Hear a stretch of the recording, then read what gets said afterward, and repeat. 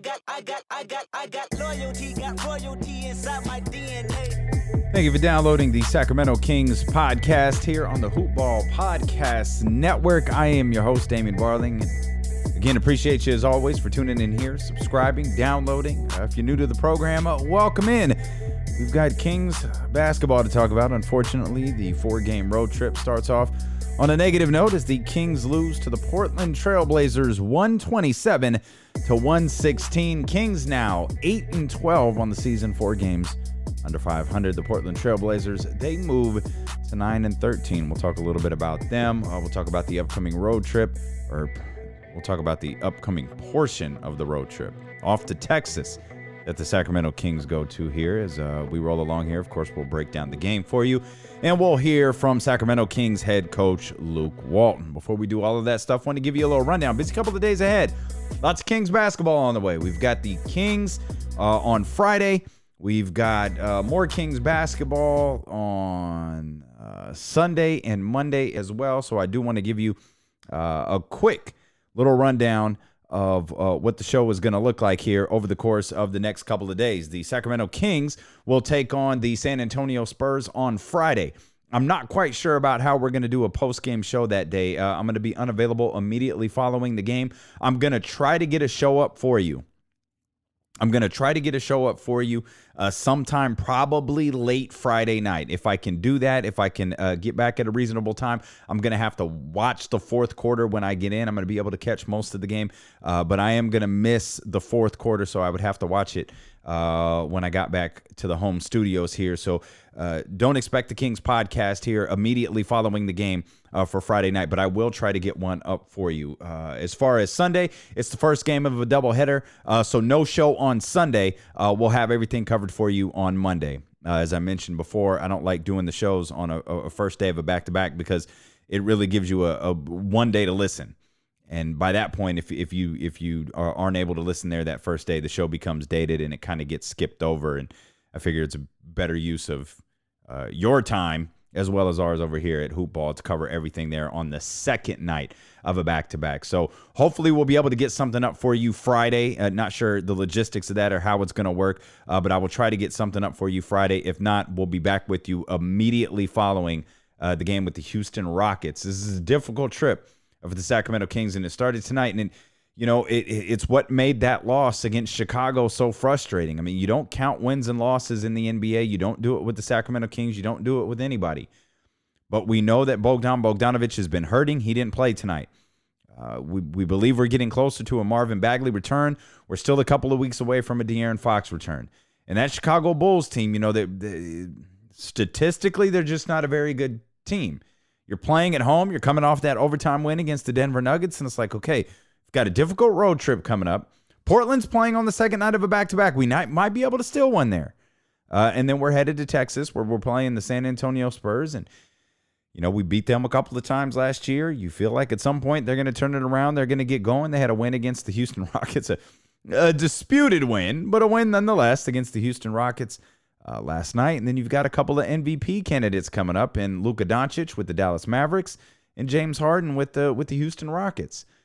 But the Chicago Bulls game happened. There's nothing you could do about it, and here we are. You know, we'll take you through the Portland game as best as we can. Just a quick look over here at Basketball Reference. Kings lose 127-116 by my eyes, and hopefully they're not lying to me. This 127 points is the most points that the Sacramento Kings have given up here so far this season. They gave up 124 a couple of times, including opening night against the Phoenix Suns and also against the Toronto Raptors as well. But other than that, you know, the Kings, for the most part, have played pretty well defensively. So this was uncharacteristic, and it was pretty clear from the start. That's what this game was going to be. Portland was desperate for a win. Portland has not got things going. There was actually a point here, not to jump ahead too far, but there was a point in the midway through, maybe 6 minutes in the fourth quarter, where Dame Lillard hit that three. It had come. The Sacramento Kings were down 3. They missed a three-point shot. Dame Lillard came in, got kind of a little floater in. Next possession, Kings don't convert, which was really the story there of the fourth quarter. And then Dame Lillard hit a 3, and I thought, this is usually Normally, in years past, I'd feel like, all right, this is Dame time. And I didn't feel that when he hit that shot. I thought, the way this game is going, I think the Kings can reel off a couple of baskets here. And, they're right back in it a minute and a half later. That didn't happen. It just wasn't going the Kings' way in Portland. They were perfectly content. And again, this was very, very clear from the start. They were perfectly content in going back and forth with the Sacramento Kings. And perhaps the strategy behind that was pretty simple.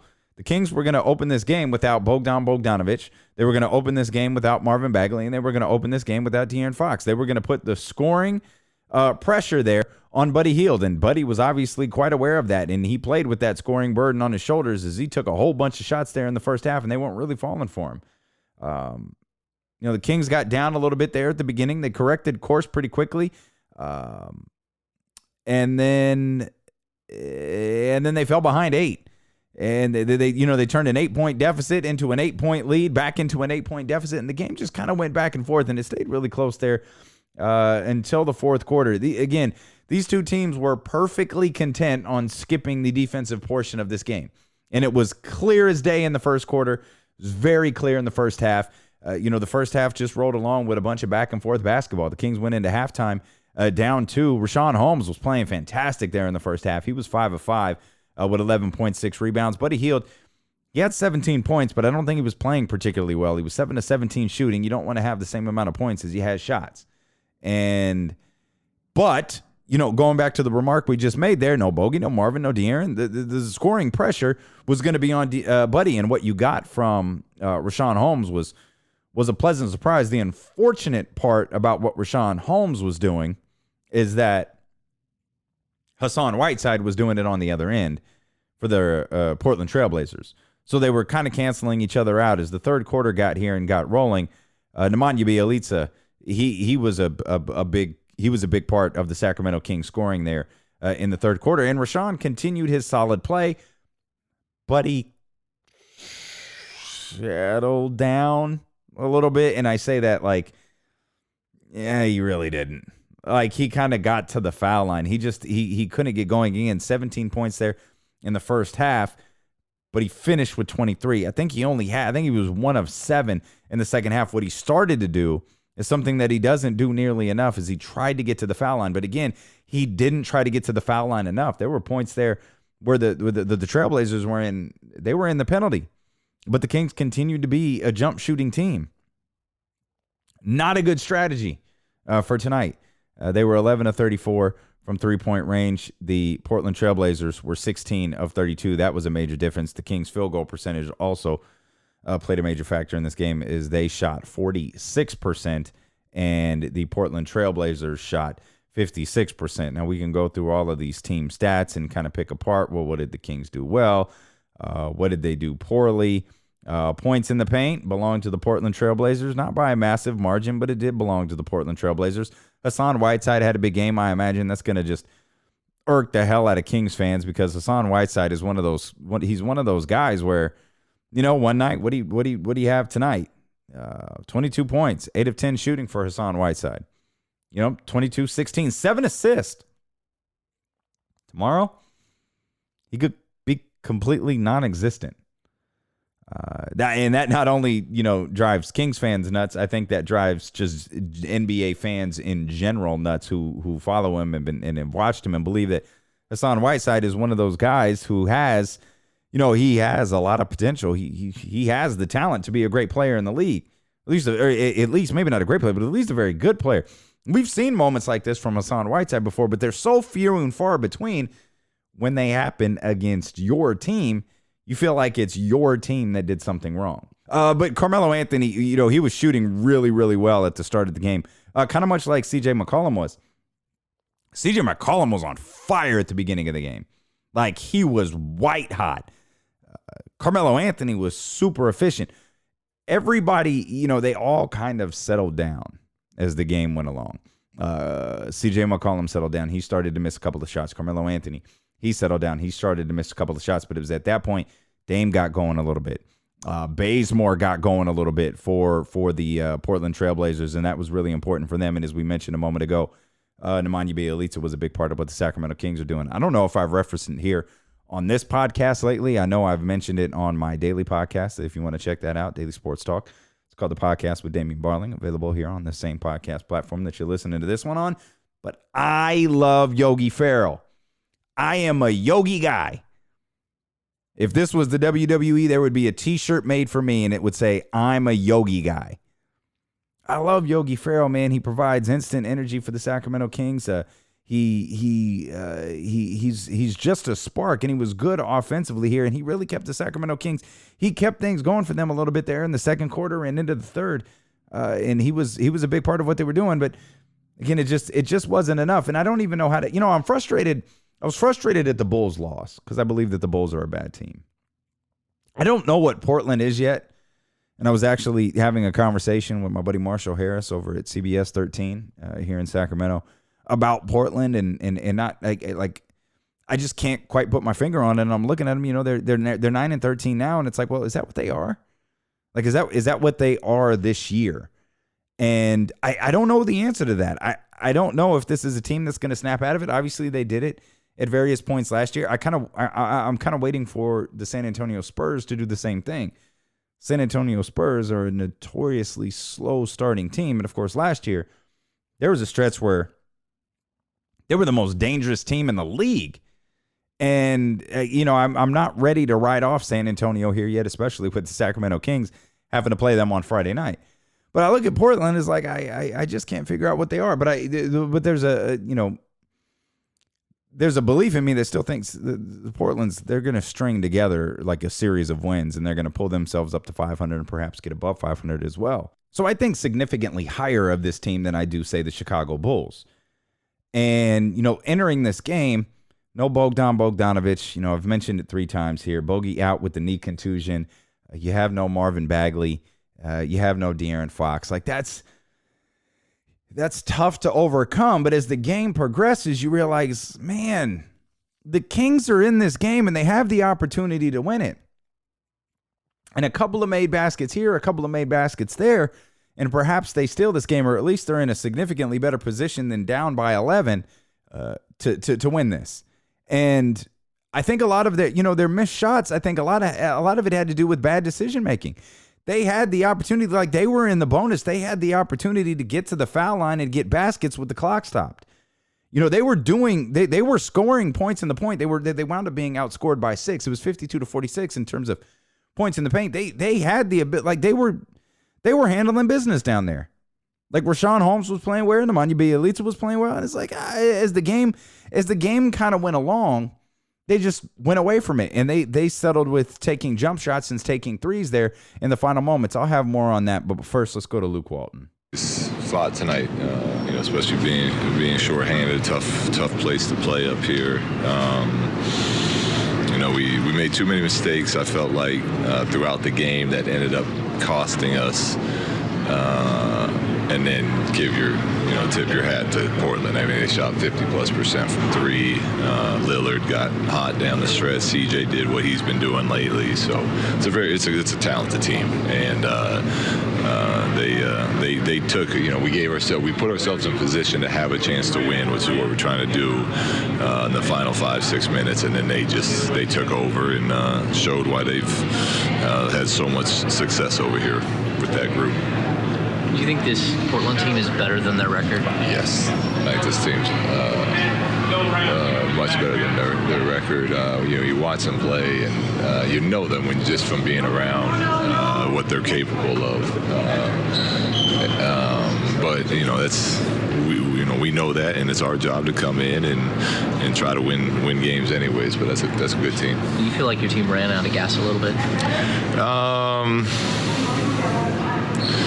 I thought our guys fought pretty hard throughout.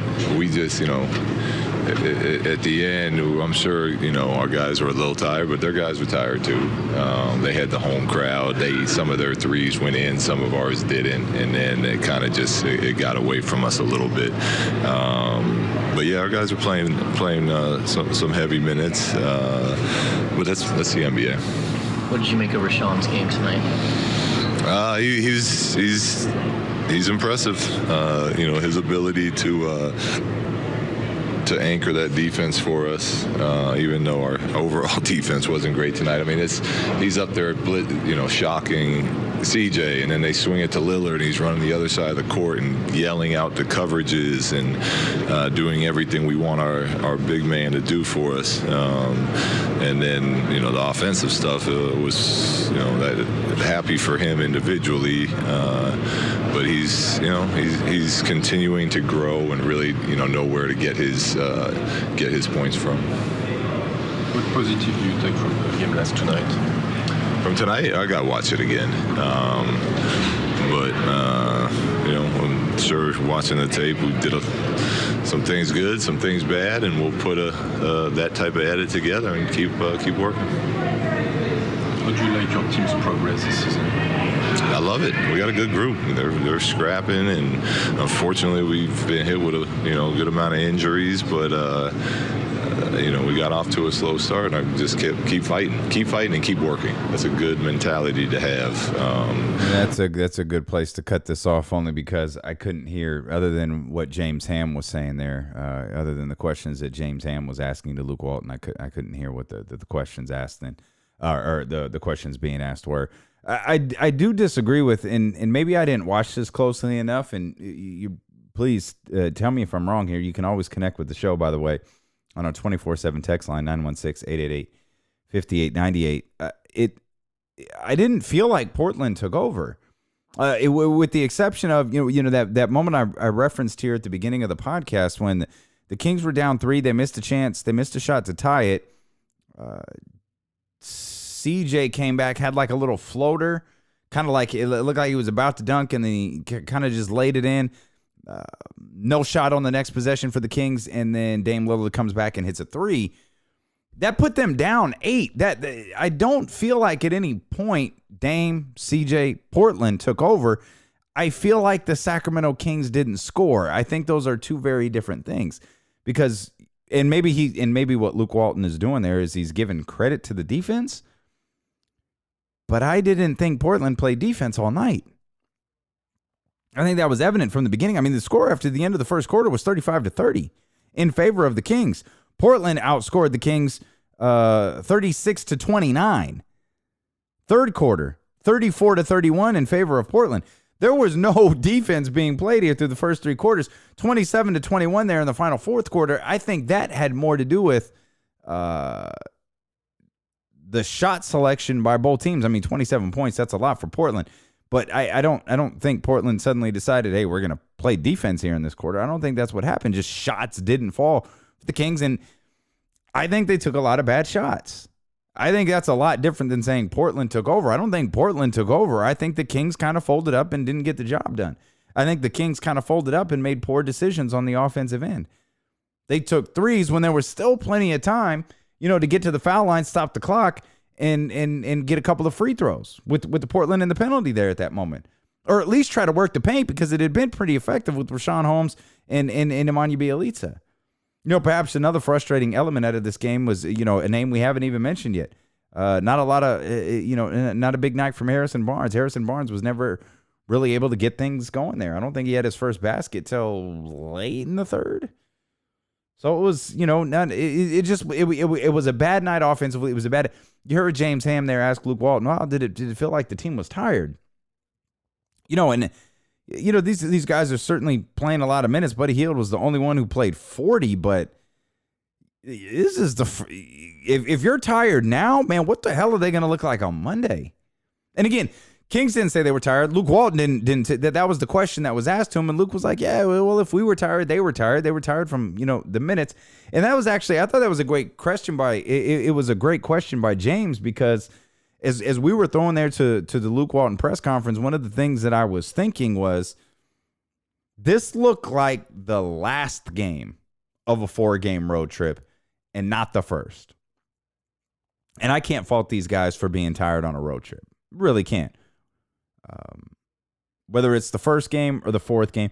But, you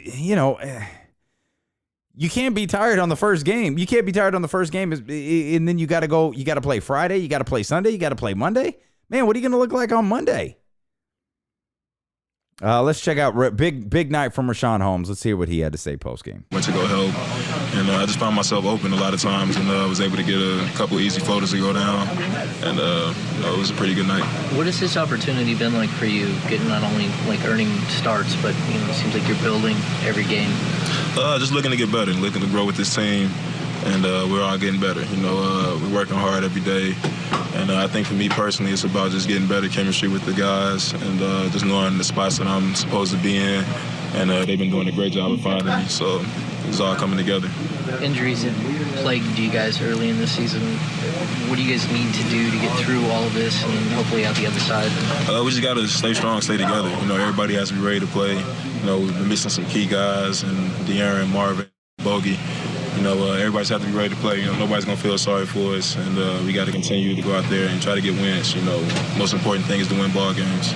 Career high 28 points from Richaun Holmes there on 11 of 14 shooting, 10 rebounds also for the big fella. So he was the bright spot as he has been quite a bit here in the early part of the season. He was the bright spot for the Sacramento Kings tonight. Unfortunately, they lose again, 127 to 116, back to 4 games under 500, 8-12 is their record. San Antonio coming up on Friday, the Dallas Mavericks coming up on Sunday, and the Houston Rockets coming up on Monday. De'Aaron Fox still a ways away from returning. Some speculation that Marvin Bagley is going to be able to play here on this 4-game road trip. Of course, we will cover all things Kings here for you on the Sacramento Kings podcast. We appreciate you, as always, for listening. And remember those programming notes that we dropped at the beginning of here. If I can get a show out to you on Friday, I promise I will. Have some business engagements that are going to keep me from being around the home studio here immediately following that game. So if I can get the fourth quarter in at a reasonable time and get a podcast out to you, I absolutely promise I will. If not, no show on the first night of a back-to-back, so we will be back with you on Monday night following the game against the Houston Rockets. If you haven't yet subscribed, please do that. Just hit the subscribe button, get a new episode every single time we drop one. Get notifications every time a new episode comes out. And, of course, if you haven't rated and reviewed the show yet, that would mean a whole lot to us if you could do that as well. Hitting the 5 stars only takes a split second if you think we've earned it. And leaving a review takes about 60 to 90 seconds, whatever you're up for writing. But we appreciate you being a part of what we're building over here on the Hoop Ball Podcast Network and the Sacramento Kings podcast here. Any questions, any thoughts, any concerns, shoot them our way. 916-888-5898. I'm Damian Barling. Appreciate you for tuning in. We'll see you next time.